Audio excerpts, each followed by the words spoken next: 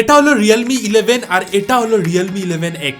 একটার দাম 18,999 টাকা আর একটার দাম 14,999 টাকা। এই দুটো ফোনই হলো রিয়েলমির বাজেট সেগমেন্টের 5G ফোন। দুজনের মধ্যে অনেক সিমিলারিটি আছে, same design, same display, same battery life, কিন্তু তার সত্ত্বেও 11 এর থেকে 11X 4,000 টাকা কম কেন?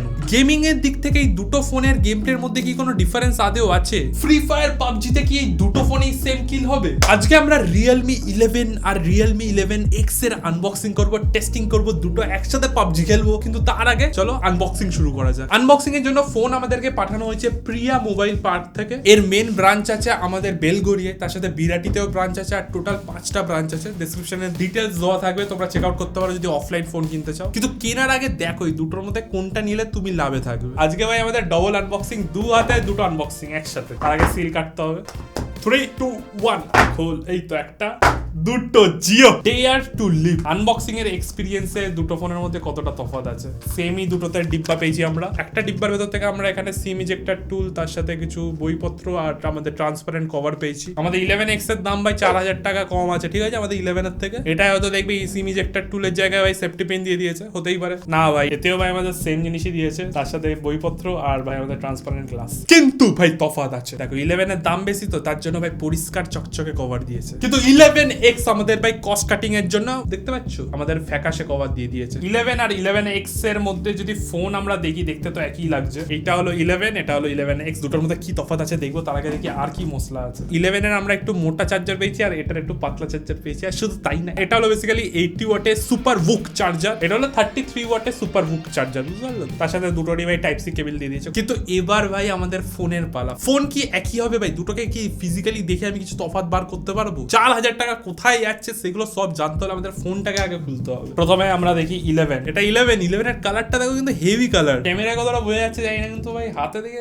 হেভি লাগছে ভাই। রামধনুকের ভাই ডিজাইন প্যাটার্ন, এরকম একটা এস শেপড প্যাটার্ন তো আসছে, তার সাথে বেশ কালারটা বেশ চকচকে, মানে দেখে মনে হচ্ছে সাদা, কিন্তু সাদা না ভাই, ভেতরে সব রকম কালারই আছে একটু একটু করে।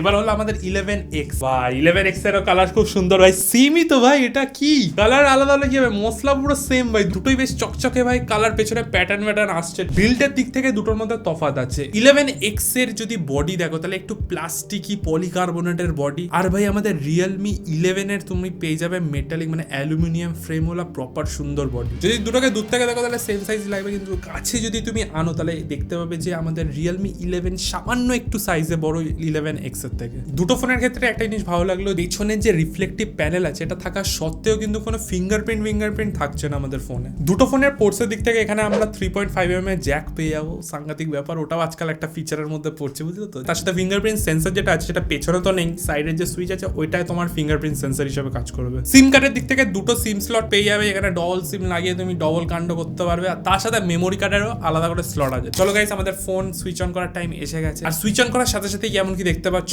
আমরা রিয়েলমির UI 4.0 দুটোতেই দেখতে পাচ্ছি। দুটো ফোনেই আমরা 2 ইয়ার্স এর মেজর আপডেটস আর 3 ইয়ার্স এর সিকিউরিটি আপডেটস পেয়ে যাচ্ছি, যেটা আমাদের লাস্ট টাইম রিভিউ করা GT10 Pro এর থেকে তো বেশি। তার সাথে এই প্রাইস রেঞ্জও ভালোই। এবার ভাই সবই ভালো হলে কালো কি হবে? এই রিয়েলমি UI তে যদি তুমি দেখো ব্লোটওয়্যার ভর্তি ভাই। যখন সেট আপ করছিলাম 500 কোটি রেকমেন্ডেশন আসছিল, এটা ডাউনলোড করো, এটা ইনস্টল করো, এই করো, সেই করো। এক্স এর মেসেজের মতন যদি তুমি এই রেকমেন্ডেশন গুলোকে ইগনোর করে দিতে পারো তাহলে তোমার লাইফ খুব স্মুথ যাবে। এই দিক থেকে একটু সতর্ক থাকো। কোনো নেগেটিভ পয়েন্ট না এটা, যদি তুমি চাও সেগুলোকে আনইনস্টল করে দিতেই পারো, বাট আমি জাস্ট বললাম। একটাতে আমি সেট আপ করার সময় সব যেমন রেকমেন্ড করেছে তেমনই ইনস্টল করেছি, আর একটাতে আমি সব ব্লোটওয়্যার ছাড়া করেছি। তো দুটোর মধ্যে এক্সপিরিয়েন্স তুমি দেখতে পারো কেমন। মানে ব্লোটওয়্যার গুলো ঠিকঠাক অ্যাপ হয় না ম্যাক্সিমাম টাইমে, ক্যান্সার বাই স্পেস নিয়ে রাখবে। তার উপরে ওভারঅল UI এর যে এক্সপিরিয়েন্সটা, যেটা আমরা স্টক অ্যান্ড্রয়েডের মতন একটুখানি ক্রেভ করি, বাট এই ব্লোটওয়্যারস এর জন্য এই এক্সপিরিয়েন্সটা পাওয়া যায় না। দুটো ফোনই হলো 6.72 ইঞ্চের IPS LCD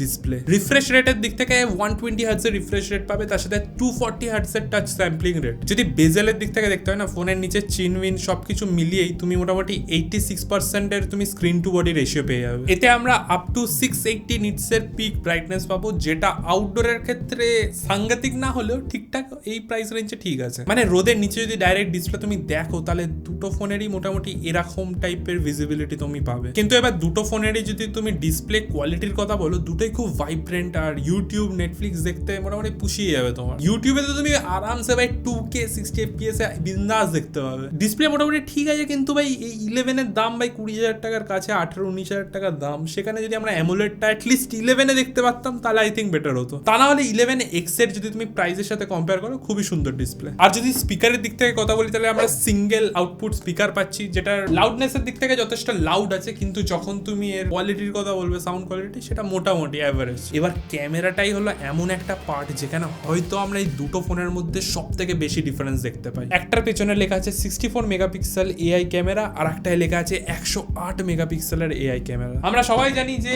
মেগাপিক্সেল কাউন্ট অতটা ম্যাটার করে না, মেগাপিক্সেল ছাড়াও ওভারঅল যে ছবির প্রসেসিং সেটা কেমন সেটা বেশি এফেক্ট করে আমাদের ফাইনাল আউটপুটে। কিন্তু আমরা অ্যাকচুয়াল প্র্যাকটিক্যাল ছবিতে দেখবো কতটা ডিফারেন্স আমরা দেখতে পাচ্ছি। এবার এখানে নানা ছবি তোলা হয়েছে দুটো ফোন দিয়ে, একটা একটা করে তোমরা হয়তো দেখতে পাবে। এই দুটো ছবির মধ্যে যদি তুমি খুব ভালো করে দেখো ডিফারেন্সটা কি বুঝতে পারছো? এই যে এইটা 11 আর এইটা 11X, কিন্তু তোমরা কি ডিফারেন্সটা বুঝতে পেরেছো? দুটো ফোনেরই মেইন ক্যামেরার মধ্যে ডিফারেন্স হলেও সেকেন্ডারি ক্যামেরা যেটা হলো ডেপথ ক্যামেরা, দুটোই 2 মেগাপিক্সেলের। এবার আমাদের যে Realme 11 আছে এটার সাথে যদি একটুখানি আলট্রা ওয়াইড ক্যামেরা দিতে তাহলে বেটার হতো। 20,000 টাকার কাছে দাম ভাই, এইটুকু তো আশা করতেই পারি। ফ্রন্ট ক্যামেরার যদি কথা বলি, Realme 11 এ আছে 16 মেগাপিক্সেলের ক্যামেরা, আর Realme 11X এ আছে আমাদের 8 মেগাপিক্সেলের ক্যামেরা। কিন্তু এই সেলফি ক্যামেরার এই দুটো ছবি দেখো, কোনো কি ডিফারেন্স তুমি পাচ্ছো? এইটা হলো 11 আর এটা 11X। এছাড়া এতে নাইট মোড আর স্লো মোশনের মতন ফিচার তো আছে, কিন্তু ওভারঅল যদি কোয়ালিটির কথা বলি, অবভিয়াসলি Realme 11 এর আমার পার্সোনালি ছবিগুলো বেশি ভালো লাগলো। ব্যাকগ্রাউন্ডে যে ব্লার আছে সেটাও ঠিক আছে, কালার্স ওয়ালার্স সবই ভালো, তার সাথে যদি ঠিকঠাক আলোয় তুমি ছবি তোলো বেশ ভাইব্রেন্ট ভালো লাগবে, বাজে লাগছে না। দুটো ক্যামেরাতেই আমরা 1080p 30 fps অবধি শুট করতে পারবো। এবার 1080p 30 fps একটু কম হয়ে যাচ্ছে আজকালকার স্ট্যান্ডার্ড। তার থেকে বড় কথা এর যে প্রসেসর আছে সেই প্রসেসর ইজিলি আমাদের 4K রেকর্ডিং সাপোর্ট করে, তার সত্ত্বেও আমরা 1080p 30 fps এ পাচ্ছি। ভিডিও শুট করেও মোটামুটি কোয়ালিটি ভালোই এসেছে, কিন্তু ব্যাপারটা হলো একটু নড়বড়ে ব্যাপার আছে, কারণ এতে OIS নেই, তো স্টেবিলাইজেশন যেহেতু নেই তার জন্য একটু তোমার শেকি হতে পারে। এবার পাওয়ারের দিক থেকে দুটো ফোনেই আমরা পাচ্ছি মিডিয়াটেকের লেটেস্ট Dimensity 6100 প্লাস না মাইনাস কি যায় আছে ভাই, PUBG ফ্রি ফায়ার কেমন চলছে সেটা হলো মেন কথা। দুটো ফোনের মধ্যে দামের তফাৎ হলেও প্রসেসর কিন্তু সেমই আছে দুটোতে। PUBG তে যদি তুমি লো স্মুথ গ্রাফিক্স রাখো তাহলে 40 fps মতন ইজিলি পেয়ে যাবে, হাই গ্রাফিক্সে আমরা FPS টা 30